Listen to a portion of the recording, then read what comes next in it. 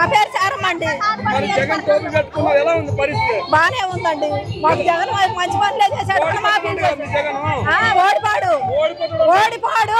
మాకు లక్షలు ఇచ్చినా కూడా మాకు వేరే పార్టీలు అవసరం లేదు. మాకు జగన్ కావాలి. ఎవరు మాకు అవసరం లేదు.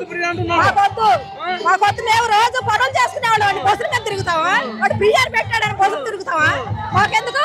మా బస్సులు అవసరం లేదు. మా కష్టార్జితంగా తిరుగుతాం మేము. ఎవరు మాకు అవసరం లేదు.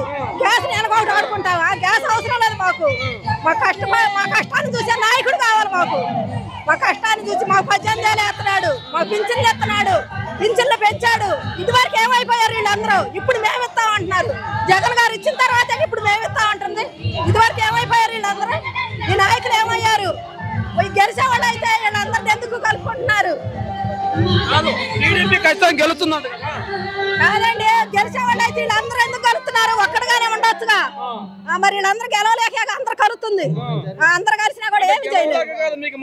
మాకేం మంచి కాదు. మాకేం మంచి అవసరం లేదు. మాకు జగన్ గారు కావాలి. జగన్ గారు చేసే మంచి పనులే కావాలి. మమ్మల్ని ఏం ముంచలా. మమ్మల్ని ముంచలేదు. ముంచడు కూడా ఆయన గారు.